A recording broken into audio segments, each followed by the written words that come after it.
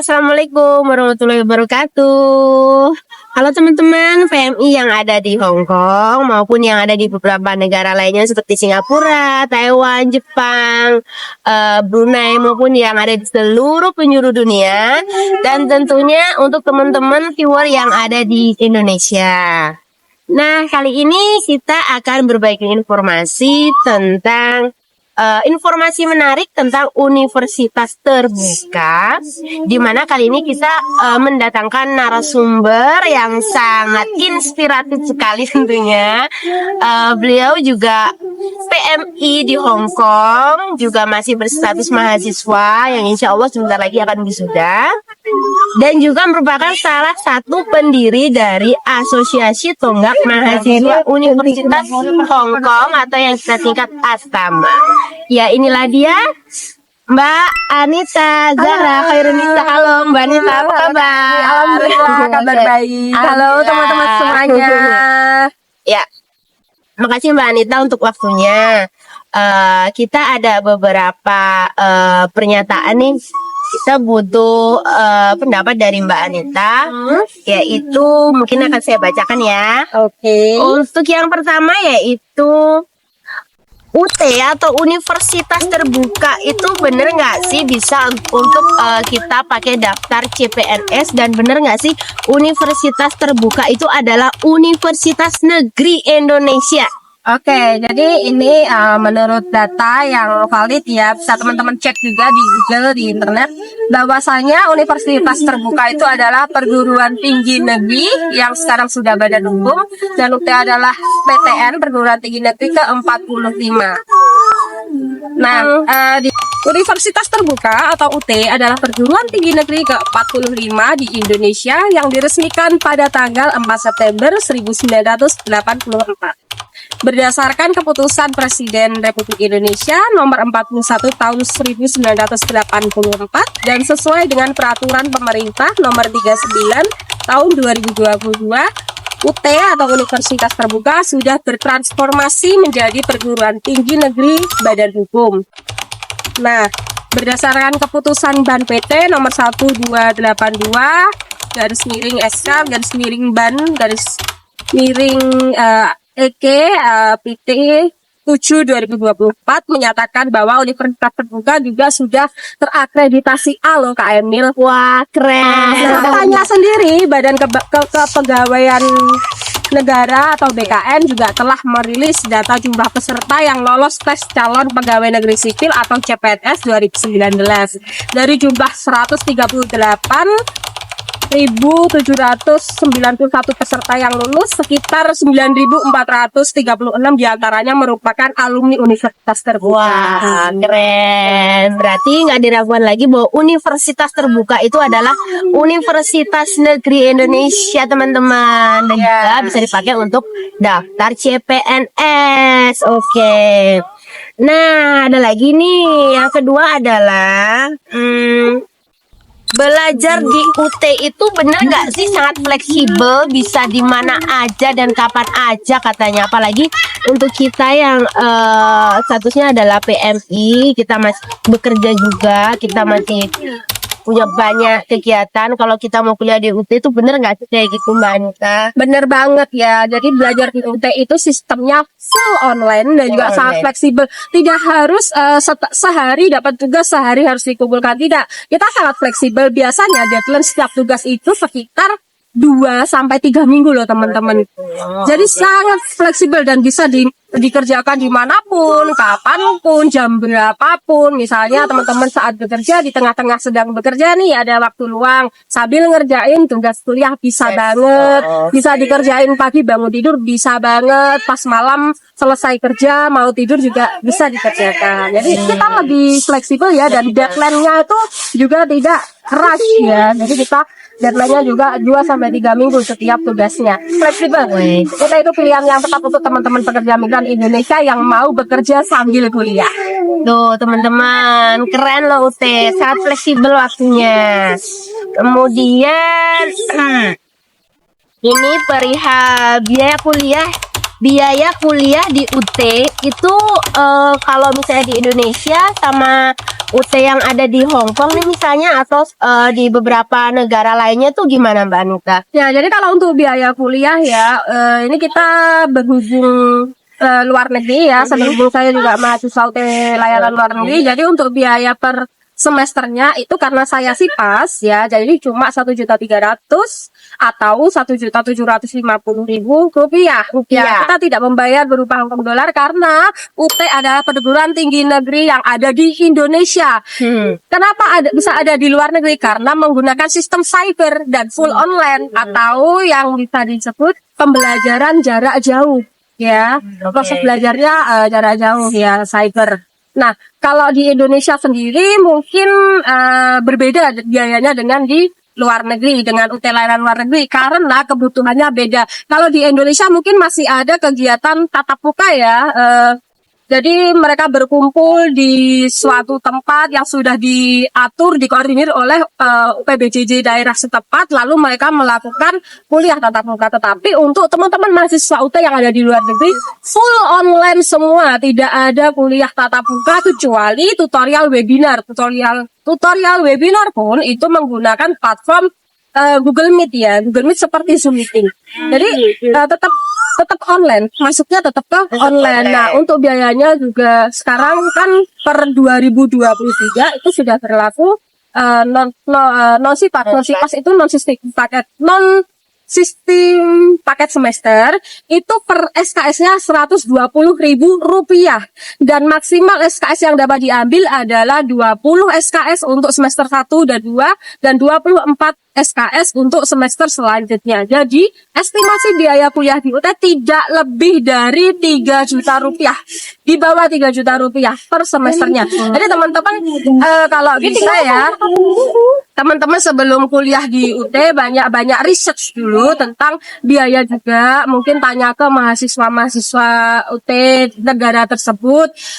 Aku juga pesan buat teman-teman jangan sampai ketemu sama calo pendidikan itu ada, karena itu pernah ada juga di Hong Kong. Nah, teman-teman sebaiknya kita kan sekarang media juga sudah canggih ya, internet juga sudah canggih. Nah, banyakin searching gitu ya. Kalau bisa tanya langsung ke mahasiswa yang benar-benar dipercaya gitu, atau ke asosiasi mahasiswa seperti yang di UT Hong Kong kan ada Astama UT Hong Kong. Nah, bisa tanya ke teman-teman Astama UT Hong Kong tentang rincian biaya yang setransparannya gitu. Kalau untuk biaya kita tidak mahal, kita terjangkau seperti slogannya UT, menjangkau yang tidak terjangkau. Baik dari segi usia, pekerjaan, bahkan biayanya juga sangat terbatas. Oh gitu. Jadi mungkin saya mau tambahin Mbak Nita ya. Ya, silakan. Jadi universitas terbuka itu untuk biayanya maupun yang ada di Indonesia ataupun yang ada di Hong Kong adalah sama ya Mbak Nita? Iya, sama. Dan pembayarannya itu dengan nominal rupiah bisa langsung ditransfer ke rekening akun official aslinya universitas terbuka itu sendiri. Gitu Ya, kan, Bu? melalui nomor billing tagihan dari universitas. Oke, keren. Berarti kita kerja di Hong Kong, dapat gaji dolar, kita masih bisa kuliah, bayarnya pakai rupiah. Ya, benar banget. Nah, ada lagi nih Mbak Anita. Untuk di universitas terbuka sendiri itu ada berapa fakultas dan masing-masing prodinya sih? Oke, jadi program studi sarjana yang bisa diambil oleh calon mahasiswa UT layanan luar negeri dari Fakultas Hukum, Ilmu Sosial, Ilmu Politik atau FISIP itu ada program studi administrasi negara, administrasi bisnis, ilmu hukum, ilmu pemerintahan, ilmu komunikasi, sosiologi, sama sastra Inggris bidang minat penerjemah. Nah, kalau dari Fakultas Keguruan dan Ilmu Pendidikan atau FKIP itu ada program studi teknologi pendidikan, pendidikan bahasa dan sastra Indonesia, pendidikan bahasa Inggris, pendidikan matematika, pendidikan Pancasila dan kewarganegaraan, pendidikan ekonomi, pendidikan biologi, pendidikan fisika, pendidikan kimia, pendidikan guru SD atau PGSD, pendidikan guru PAUD atau PG PAUD, dan pendidikan agama Islam. Nah, khusus untuk FKIP atau FIKIP ini ada 2 prodi yang tidak perlu SK mengajar. Jadi prodi yang ada di FKIP ini memerlukan surat mengajar ya, surat keterangan mengajar minimal 2 tahun dan ada yang minimal 1 tahun. Nah, ini ada yang pre-service atau prajabatan, yang PGSD dan PG PAUD, dan juga pendidikan agama Islam juga ya. Jadi teman-teman pekerja migran Indonesia yang ada di luar negeri yang belum pernah ada pengalaman mengajar maupun tidak sedang mengajar bisa mengambil PGSD atau PG PAUD pre-service. Nah, lalu di Fakultas Sains dan Teknologi atau VST ada program studi statistika, matematika, agribisnis, dan sistem informasi juga ada loh teman-teman UT layanan luar negeri yang bisa diambil. Keren tuh ya. Terus di Fakultas Ekonomi dan Bisnis atau FEB ada prodi ekonomi pembangunan, prodi ekonomi syariah, prodi manajemen, prodi akuntansi, dan prodi akuntansi keuangan publik, Kak Emil. Keren tuh, komplit pokoknya. Kalian yang mau daftar di UT, mau ambil jurusan apa, nanti bisa lihat di link resminya UT, nanti kita tampilkan di sini Bawah ya. ini ya. Oke. Lebih valid infonya. Lebih valid, ya lebih valid tentunya. Kemudian ada lagi ini di universitas terbuka itu katanya nggak ada sistem drop out ataupun istilahnya kayak dikeluarkan dari kampus gitu ya Mbak Nida, bener nggak sih? Kalau untuk sistem DO itu sebenarnya ada ya. Setiap kampus memiliki peraturan dan kebijakannya masing-masing. DO pasti ada, khususnya untuk mahasiswa yang mungkin melakukan tindak kriminal ya, seperti pembunuhan, terorisme dan lain sebagainya ya. Intinya yang tidak kriminal. Tetapi kalau dikeluarkan karena lama tidak registrasi itu tidak ada. Di UT itu kalaupun tidak registrasi bertahun-tahun pun tetap statusnya masih resmi menjadi mahasiswa, hanya saja NIM-nya menjadi nonaktif dan masih bisa diaktifkan kembali, diregistrasikan kembali. Jadi untuk teman-teman tidak perlu khawatir ya. Misalnya ini banyak banget pertanyaan seperti ini. Kak, aku tuh pengen kuliah di UT, tapi kayaknya 1 tahun setelah itu aku mau pulang ke Indonesia. Cuti dulu boleh nggak? Beberapa tahun boleh banget. Nggak akan dikeluarkan sama UT. Boleh cuti, caranya gampang. Tinggal tidak meregistrasikan mata kuliah sudah akan terhitung secara sah menjadi cuti. Nah, jadi teman-teman tidak perlu membuat surat untuk mengajukan cuti dan lain sebagainya, tidak perlu. Teman-teman cukup tidak meregistrasikan mata kuliah pun itu sudah dianggap cuti gitu, dan masih bisa dibuka dan diregistrasikan kembali saat sudah siap. Beberapa tahun kemudian pun masih bisa. Jadi tidak ada DO untuk teman-teman yang cuti kuliah, tetap masih aktif NIM-nya untuk 2 tahun. Setelah itu jika dalam waktu 2 tahun NIM-nya tidak melakukan registrasi mata kuliah, maka otomatis NIM-nya nonaktif, tetapi masih bisa diaktifkan kembali. Seperti itu.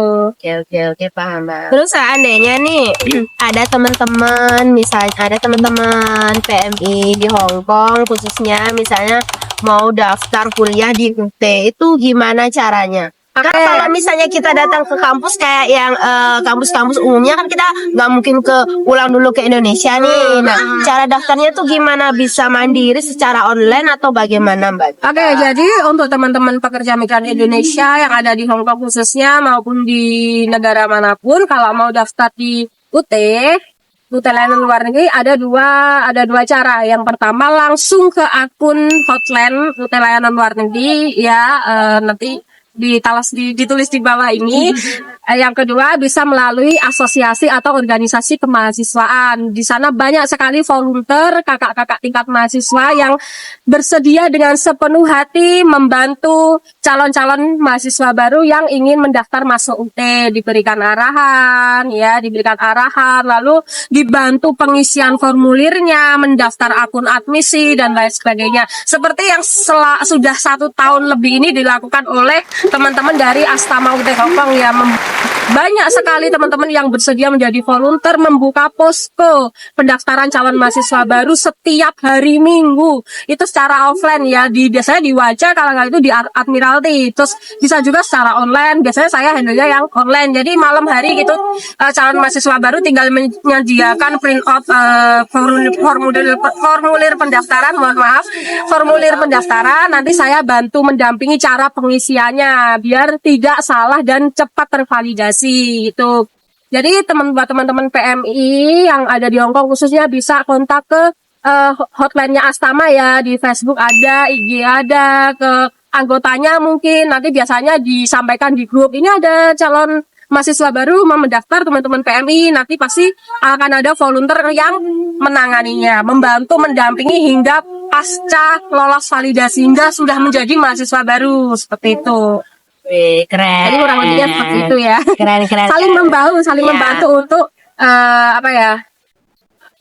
membantu untuk pendidikan Indonesia lah ini ya, biar teman-teman yang PMI Hongkong juga mendapatkan pendidikan yang mereka ingin tempuh ya, pendidikan tinggi yang mereka sebenarnya bisa ambil gitu sambil bekerja. Kegiatan positif kita sebarkan, why not gitu.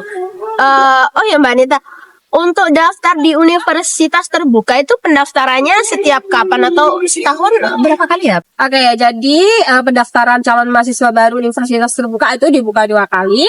Yang pertama itu di bulan Mei sampai Agustus ya, untuk biasanya itu untuk periode kalau 2025 ini berarti 2025 Nah, kalau ada lagi nanti tahun depan ya, tahun depan itu dibuka lagi bulan November sampai Februari 2026. Jadi setiap 2 bulan terakhir di setiap tahun, jadi setiap 4 bulan lah. 4 bulan itu buka pendaftaran ya. Mei sampai Agustus sama November sampai Februari. Itu bulan-bulan pembukaan pendaftaran calon mahasiswa baru UT. Mei sampai. Ya. Kalau 2025 ini yang 2025.1 kan sudah tutup ya? Ya, sudah ditutup bulan Februari kemarin, 20 Februari. 2025.2-nya di bulan Mei sampai Agustus. Nah, teman-teman, Siapkan diri kalian. siapkan diri kalian di bulan berapa? Mei sampai Agustus 2025. Mei sampai Agustus 2025 ada Persyaratannya gampang. pembukaan pendaftaran. Kalian yang mau daftar bisa siapin data-datanya dulu, siapin biayanya tentunya, siapin mentalnya juga tentunya. Nanti kalian bisa juga daftar mandiri atau hubungi kontak Astama. Nanti kita tampilkan sosmednya. Nanti bisa DM langsung atau kontak personnya di Astama tersebut ya teman-teman ya. Oke, jadi mungkin aku bisa tambahkan untuk syarat pendaftaran ya. Jadi kuliah di UT itu masuk tanpa tes. 100% tanpa tes. Teman-teman cukup siapkan persyaratan pendaftaran. Yang penting foto KTP, foto asli KTP itu fotonya aja, nggak perlu fisiknya. Terus ijazah legalisir, jadi ijazah asli yang difotokopi, lalu fotokopi ijazah tersebut yang dilegalisir, yang ada legalisirnya, bagian depan aja, bagian belakang tidak perlu. Lalu foto 3x4, foto formal, ya latar belakangnya itu biru atau merah. Lalu formulir pernyataan keabsahan dokumen itu nanti biasanya disediakan oleh Astama atau teman-teman juga bisa ngeprint di laman admisi.ut.ac.id. Nah, terus biaya admisinya murah teman-teman, cuma Rp100.000 dan itu nanti dibayarkan langsung melalui billing tagihan yang diberikan oleh universitas terbuka setelah kita mengisi dan membuat akun admisi. Jadi simple, dan juga nanti siapkan materai 10.000. Udah itu aja. Kita nggak ada tes, nggak ada nggak ada penyortiran nilai hasil nilai ijazah sama kita tidak ada. Tetap langsung bisa masuk. Itulah surganya UT, menjangkau yang tidak terjangkau, dan UT untuk siapa saja dan di mana saja. Fleksibel ya, Fleksibel sekali dan merakyat sekali. Mbak Anita, kapan nih rencana wisudanya? Udah deket kayaknya ya? Ya, alhamdulillah ini saya sudah 1 semester lagi selesai. Sekarang kan saya sudah semester 8 program studi ilmu hukum. Ya, insya Allah setelah ini kalaupun Tuhan meridui ya, insya Allah semester depan sudah bisa wisuda. Tapi sepertinya saya akan extend 1 semester lagi karena ada nilai yang saya kurang puas. Jadi saya ingin memperbaiki nilai tersebut ya. Seperti itu kurang lebih. Ya, semoga wisudanya Mbak Anita lancar. Amin. Ya aku dengar nih Mbak Anita juga ngambil 3 fakultas di prodi lain di fakultas di kampus lain juga. Universitas lain ya. Wah, Ya. keren. Berarti 4 ya semuanya ya. Ya, total 4 sama UT ya. Jadi aku juga ngambil kuliah di 3 kampus lain ya. Program studinya itu berbeda dengan tidak relevan dengan program studiku sekarang, karena aku ingin mencari ilmu yang sebanyak-banyaknya yang belum aku tahu gitu loh. Jadi lebih banyak pengetahuan yang aku gali juga. Jadi aku ada ambil prodi manajemen di salah satu kampus swasta. Kampusnya itu cyber juga sama seperti itu, tetapi kampusnya ada di Indonesia. Lalu prodi administrasi kesehatan itu S1 juga sama dengan yang di UT dan yang aku ambil manajemen tadi. Lalu ada juga teknologi industri pertanian itu juga S1. Ya, jadi empat prodi yang berbeda. Jadi itulah kenapa kalau tetapi tetap ada sih korelasinya, tetap ada dengan prodi yang sekarang aku ambil yaitu ilmu hukum ya sama manajemen. Tetap ada semuanya itu korelasinya tetap ada, tapi cuma beda-beda bidang. Jadi biar nanti saya bisa ketika saya pulang ke Indonesia saya bisa beradaptasi dan memiliki peluang untuk ditempatkan di mana saja. Seperti itu kurang lebih. Keren. Pokoknya Mbak Anita nih inspiratif sekali, Bu. Begitu effortnya gitu loh. Pokok pendidikan walaupun di sini tuh sambil kerja, sambil juga kegiatan sosial juga, berorganisasi juga, memperjuangkan teman-teman juga biar bisa masuk kuliah di Universitas Terbuka, dibantu juga, sukarelawan juga, pendidikannya juga dinomor satukan. Se-effort itu ke pendidikan tuh bagi Mbak Anita tuh seberapa penting sih pendidikan buat Mbak Anita? Sangat penting ya, terutama ketika kita merasa kita butuh dan kita adalah kita itu butuh. Yang pertama itu butuh pendidikan. Itu selain mencerdaskan diri sendiri, mencerdaskan bangsa dan juga mencerdaskan anak-anak kita nanti. Ya, pendidikan itu penting, apalagi kalau yang merasa masih mampu baik dari energi, pikirannya, dan juga biaya pastinya ya why not gitu. Kejar cita-citamu setinggi mungkin, sebanyak-banyaknya kamu gali ilmu pengetahuan dari mana saja, tetapi tetap jangan lupa difilter karena tidak semua itu jalannya lurus. Kadang ada yang menyesatkan, nanti tiba-tiba dibawa ke sebuah partai kayak seperti itu. Lebih baik kita juga pintar-pintar filter, literasinya ditingkatkan.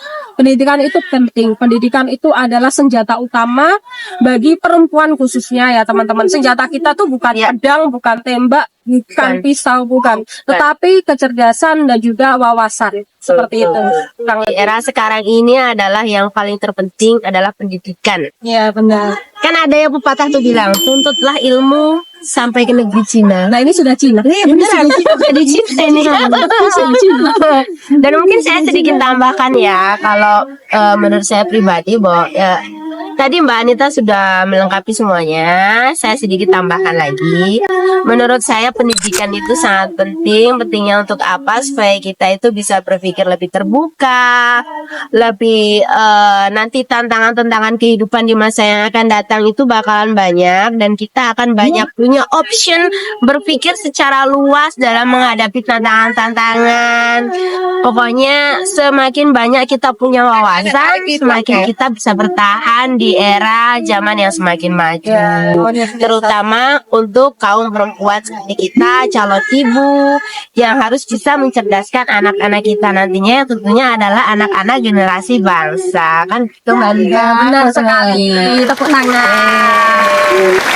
Saya juga mau memperkenalkan salah satu mahasiswa UT Hongkong yang juga seorang PMI di Hongkong. Halo Mbak. Halo. Namanya Mbak siapa?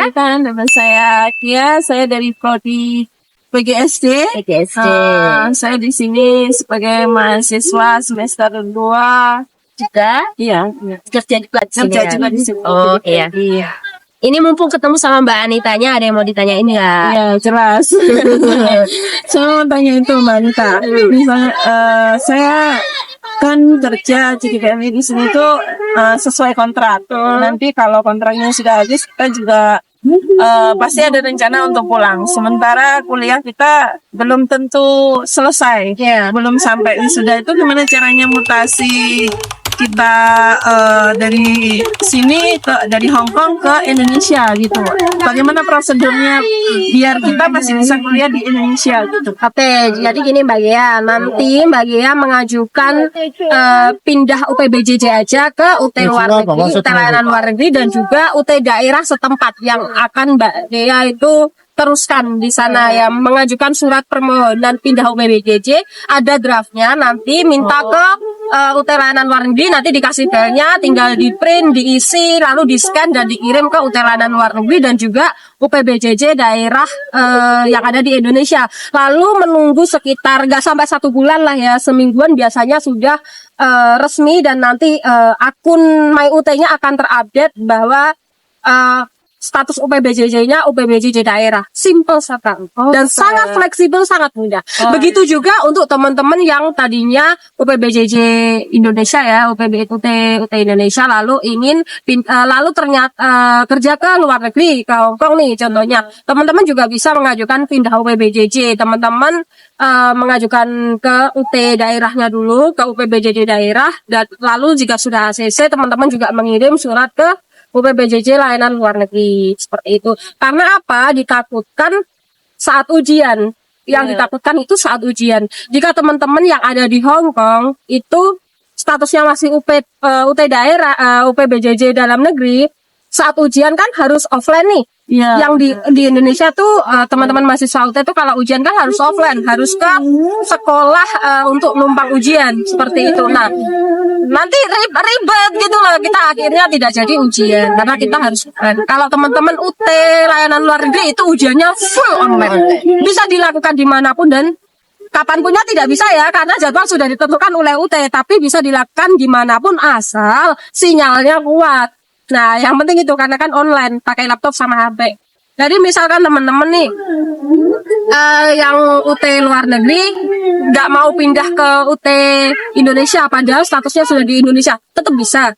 Sistemnya juga tetap full online. Tetapi ya itu biaya SKS-nya di Indonesia lebih mahal 30.000 daripada yang ada di Indonesia ya, yang di luar negeri lebih mahal SKS-nya. Biayanya mengikuti yang di luar negeri, tapi ya tidak terlalu mahal juga, cuma selisih berapa puluh ribu. Gimana Mbak? Ya, bagus banget atas jawabannya, soalnya banyak banget teman-teman yang ingin daftar kuliah tapi bingung mereka sesuai dengan kontrak, nanti kalau belum selesai gimana? Nah, nanti takutnya kuliahnya nggak bisa diterusin gitu ya, Mbak Gea. Tetap bisa, teman-teman mau tetap jadi mahasiswa layanan luar negeri pun juga bisa banget. Tetapi kalau teman-teman lebih nyaman jika pindah UPBJJ juga bisa, tinggal nanti mengajukan surat permohonan pindah UPBJJ ke UPBJJ luar negeri dan dalam negeri seperti itu. Tapi kalau teman-teman yang dari Indonesia sekarang sudah ada di luar negeri, sebaiknya pindah UPBJJ. Karena apa? Ujiannya nanti yang bingung gitu loh, harus offline. Kalau yang UPBJJ asalnya itu UPBJJ dalam negeri. Oke, Mbak Anita, terima kasih. Ada yang mau ditanyain lagi nggak? Sementara itu dulu. Oke, dah. Semangat ya. Semangat Mbak Gea. Doain sampai lulus. Amin. Semoga dipermudah. Pasti bisa, pasti bisa. Untuk yang terakhir mungkin Mbak Anita mau kasih tambahan atau pesan untuk kita semua atau apa?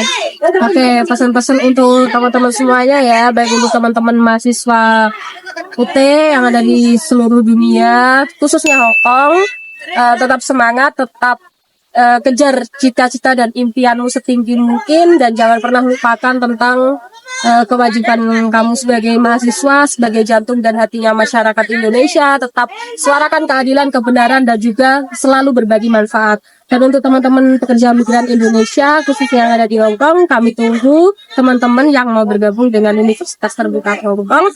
Ayo kita raih cita-cita dan impian kita bersama-sama setinggi mungkin, karena peluang sebenarnya sudah ada di depan mata. Tinggal bagaimana teman-teman mau untuk mengambilnya dan berani untuk mengambilnya. Itu saja. Ayo, terima kasih. Oke, terima kasih Mbak Anita, Mbak Gea, terima kasih. Oke, baiklah Mbak Anita, terima kasih atas waktunya di tengah kesibukannya udah mau menyempatkan diri berbagi informasi untuk kita semua, yang pastinya semoga bermanfaat. Mbak Gea juga terima kasih atas waktunya. tetap semangat. Semoga pendidikan Indonesia semakin maju dimanapun kita berada. Terima kasih juga untuk kameramen dan editor Sofi. Terima kasih juga untuk semuanya. Saya akhiri. Assalamualaikum warahmatullahi wabarakatuh. Waalaikumsalam warahmatullahi wabarakatuh. Bye. Hari-hari esok adalah milik kita. Terciptanya masyarakat sejahtera, terbentuknya tatanan masyarakat Indonesia baru tanpa orba. Marilah kawan, mari kita tabatan, di tangan kita tergenggam arah bangsa. Marilah kawan, mari kita nyanyikan sebuah lagu tentang pembebasan di bawah kuasa tirani. Ku susuri garis jalan ini, berjuta kali turun aksi, bagiku satu langkah pasti.